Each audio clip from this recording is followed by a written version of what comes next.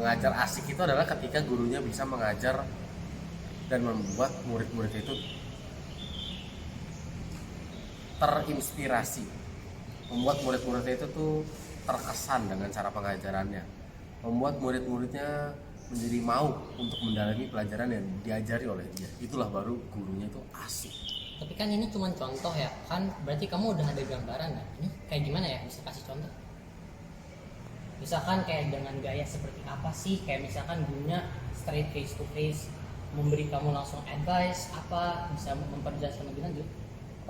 Iya, seputaran segitu, dimana gurunya itu tidak yang takut untuk berbicara one on one dengan murid-muridnya, supaya murid-murid itu lebih mengerti sih apa sih yang dijelaskan sama gurunya. Karena terkadang kalau gurunya itu terlalu yang nggak serius, takutnya muridnya juga nggak mengerti apa yang diajarkan. Nah, jadi kalau misalnya untuk guru yang asik, dia itu bisa melakukan segala hal tersebut dengan diimbangkan. Dia tidak terlalu yang serius-serius banget, tidak yang terlalu kaku-kaku banget, jadi dia tetap friendly, bisa diajak ngobrol dengan baik gitu sih. Oke, dari Uno. Jadi itu kan gaya belajar. Sekarang yang mau ditanya itu pelajaran yang disukai dan apa yang tidak disukai beserta alasannya. Kalau saya sendiri suka sama pelajaran mat, karena matematika itu merupakan dasaran dari segala ilmu IPA. Dari matematika menjadi fisika, dari fisika menjadi biologi, biologi menjadi kimia. Itu semuanya berkesinambungan, tapi dasarannya atau fundamentalnya itu berdasarkan dari matematika. Jadi kalau kita belajar matematika, pelajaran IPA yang lainnya akan menjadi lebih mudah untuk dimengerti. Sedangkan untuk pelajaran yang kurang saya sukai adalah mungkin pelajaran yang berbau dengan IPS, karena saya sendiri memang kurang suka ya dengan IPS, terutama mungkin pelajaran sosiologi. Itu yang paling saya kurang suka, karena saya bukan orang yang memiliki rasa untuk mengetahui apa sih yang ada dalam lingkungan manusia. Jadi mungkin itu. Itu saja kak. Iya. Baik, sekarang pertanyaan untuk ketiga. Cita-cita kalian apa sih? Dan ini pertanyaan sedikit menarik karena kira-kira butuh materi hitung-hitungan nggak?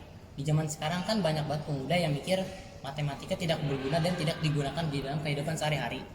Nah, jadi mungkin bisa sambil menceritakan cita-cita, bisa menjelaskan.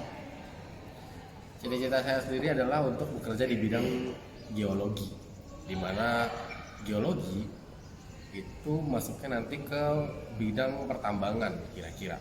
Nah, di sana prospek kerjanya itu sangat-sangat membutuhkan hitung-hitungan dalam segi matematika, fisika, kimia, dan masuk juga nanti ke pelajaran gabungannya itu geografi, karena membicarakan tentang struktur di bumi. Jadi jika ditanya apakah membutuhkan ilmu matematika atau hitung-hitungan, sangat-sangat membutuhkan. Kalau misalnya dasar matematika yang nggak kuat, nggak mungkin bisa untuk melanjutkan ke studinya menjadi penggerak di bidang geologi. Ini sekalian ngomongin materi berhitung. Apa sih yang paling seru hitungannya? Di sini ada kimia, fisika, geografi, dan matematika lanjut atau dasar. Kalau yang paling seru sebenarnya tidak ada yang di salah satu pilihan itu. Yang paling seru menurut saya ilmu hitung-hitungan adalah astronomi, karena beda dengan fisika dasar atau matematika dan kimia. Dia itu dipelajari sebagaimanapun juga tetap sulit untuk dimengerti. Beda dengan matematika, beda dengan fisika yang bisa untuk lebih mudah dimengerti konsep-konsepnya, karena memang kita langsung terjun ke dalam materi tersebut gitu loh. Karena materi-materinya ada di dalam kehidupan kita setiap hari. Jadi kalau menurut saya yang paling seru dan menantang adalah astronomi, karena merupakan materi yang paling aneh yang pernah saya ketemu. Oke. Pertanyaan selanjutnya, kalau misal kalian jadi guru yang ngajar hitungan atau rumus, kalian mau kayak gimana ngajarinnya? Kalau saya akan saya ajarkan rumus-rumus terlebih dahulu, karena hitung-hitungan semuanya memiliki rumus pastinya dan tidak bisa dipungkirkan lagi untuk masalah tersebut. Lalu selanjutnya saya akan mengajarkan mengenai dasaran-dasarannya dan akan saya pecah menjadi kenapa bisa menjadi seperti itu,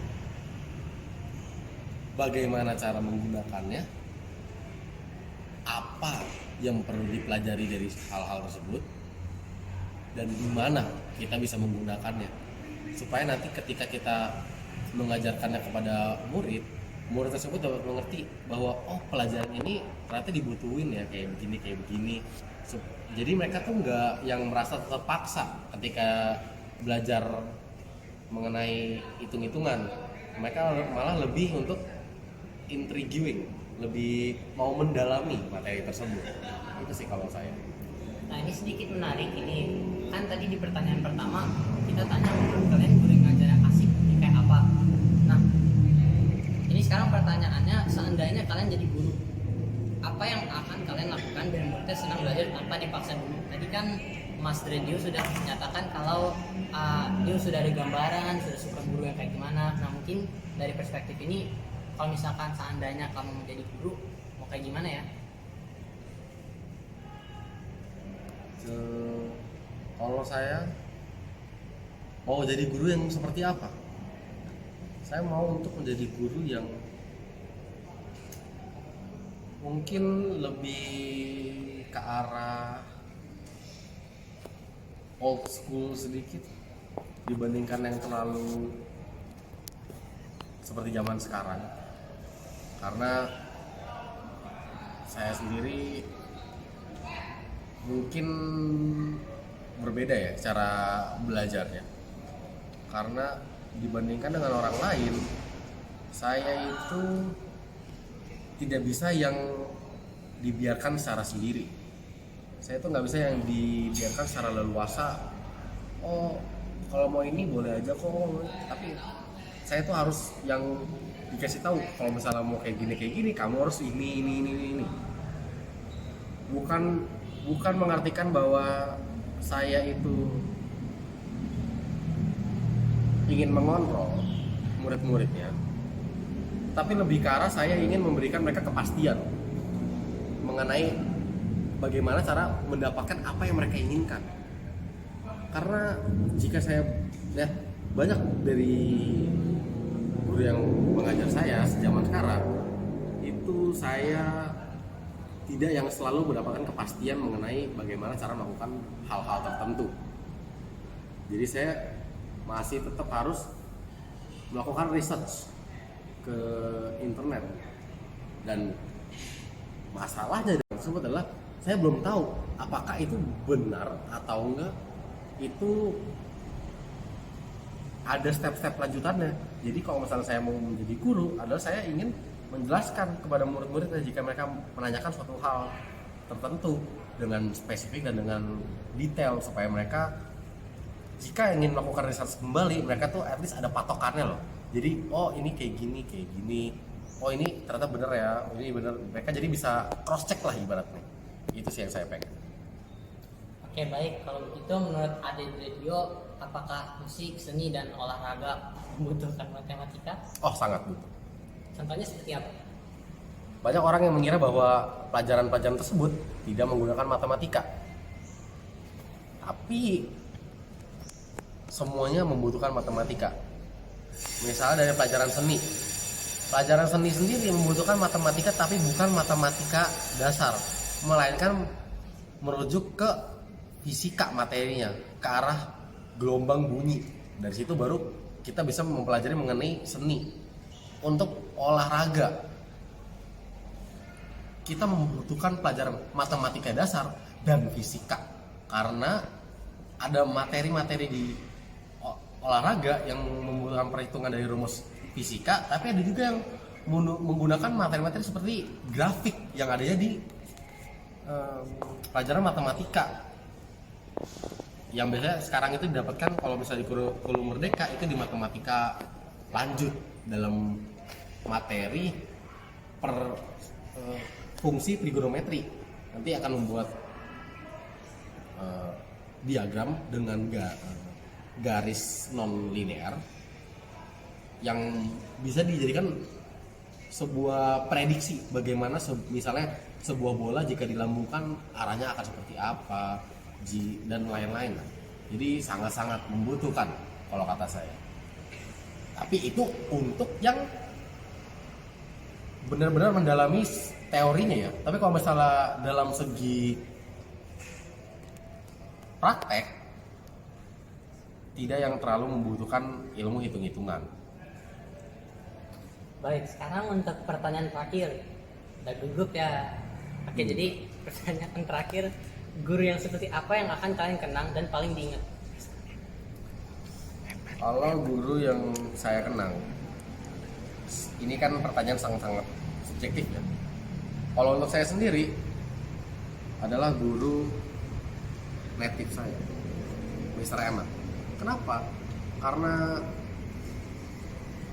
ya guru tersebut mengajarkan saya bukan mengenai materi pada umumnya atau materi ilmu pastinya, tapi dia itu ketika datang ke kelas dia lebih mengajar mengenai kalau misalnya kita belajar tentang, misalnya dia mengajar native, jadi dia mengajarkan kita mengenai bahasa Inggris, dia menjelaskan bahasa Inggris itu bisa dipelajari ataupun tidak dipelajari, tergantung prospek nanti mau kayak gimana. Walaupun zaman sekarang kita dituntut untuk belajar bahasa Inggris, tetapi sebenarnya bahasa Inggris itu menjadi suatu pertimbangan lah untuk tiap-tiap orang. Mengapa saya akan mengingat dia? Karena kalau pengajaran dia kepada saya sendiri adalah mengenai cara kehidupan ini bekerja. Dia mengajarkan kepada saya untuk tidak melakukan hal-hal yang tidak diperlukan pada saat kita kuliah, pada saat kita masih umur 20 muda, itu kita diajarkan oleh dia bahwa kita mungkin kayak pengen main-main atau gimana gitu, tapi sebenarnya itu lakukannya dengan sewajarnya saja. Ada batasan-batasannya di mana kita harus fokus untuk tujuan kita dan kapan kita bisa main-mainnya. Karena semakin majunya perkembangan dunia, tiap-tiap individu dituntut untuk menjadi yang terbaik dalam bidangnya. Oleh karena itu, kita tidak boleh yang terlalu leha-leha, tidak boleh yang malas-malesan, tidak boleh yang terlalu banyak main-mainnya, tapi kita harus tetap fokus pada tujuan kita dan mengejarnya itu dengan sungguh-sungguh. Makanya itu saya mendapatkan pelajaran yang sangat berharga dari Mr. Emmett, dan dia akan menjadi salah satu guru yang akan saya ingat sampai nantinya. Baik, itu saja untuk pertanyaan. Terima kasih ya Mas Dedio sudah memberikan 100% dalam menjawab. Dan sampai jumpa lagi.